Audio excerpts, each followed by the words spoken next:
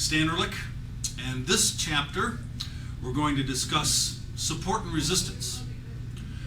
Support and resistance is one of the best tools, I think, when reading charts to get a handle on possibly how high a market may rally or how low a market decline might go. Support and resistance develops when a market, and we'll talk about resistance first, and I'll show you a chart on the screen here with a good example of resistance. Resistance develops when a market has been going up and it stops rallying at a price. It doesn't matter, a price, whatever price it ends up being, the market stopped at that price because obviously the market reached an equilibrium.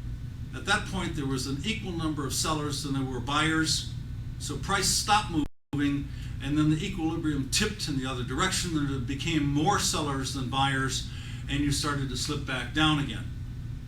Now, as you can see on this chart of the euro dollar, the decline wasn't particularly severe, it didn't last that long in the daily chart, but the market came back up to approximately, and sometimes it is exactly, the same price that it reached before. And if you see bearish type of activity in that resistance area, you can assume that the market may be forming a double top, or at least going to have some sort of decline away from the resistance, and it is very often a good area to consider a short sale.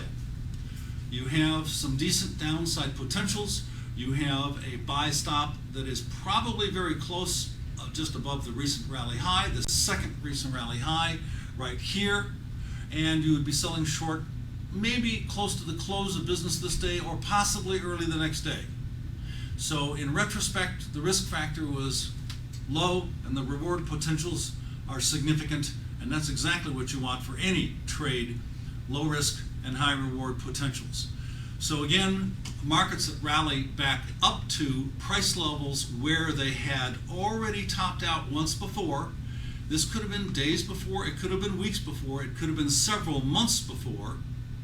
You need to watch very closely how the price action is acting, and if it doesn't seem to be able to get through that resistance area and starts to roll back down for overhead resistance, you might have a great short sale right in front of you and wish to make that potential trade.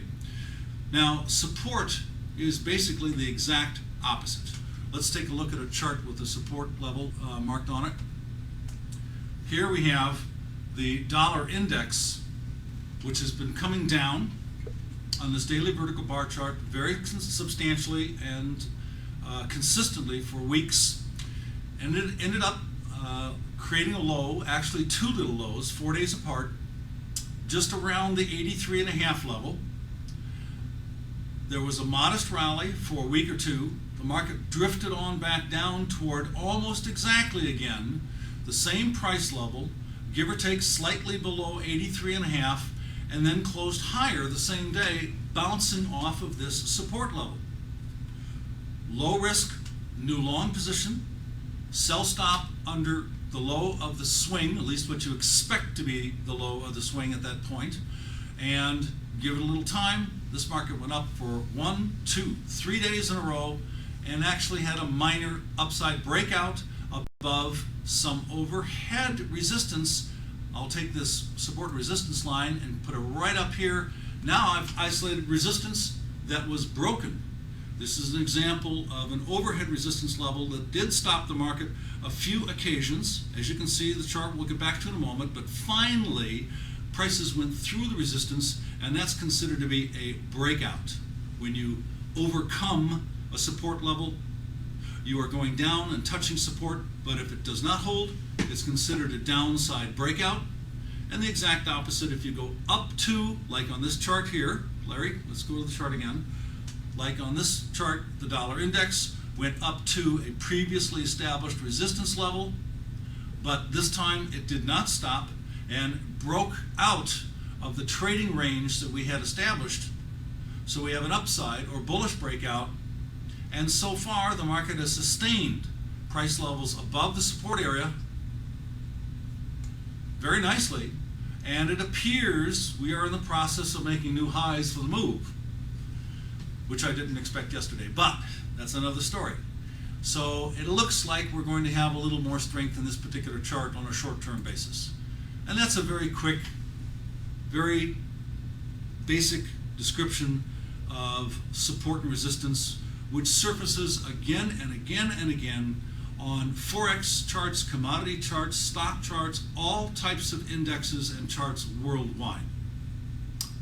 Thank you.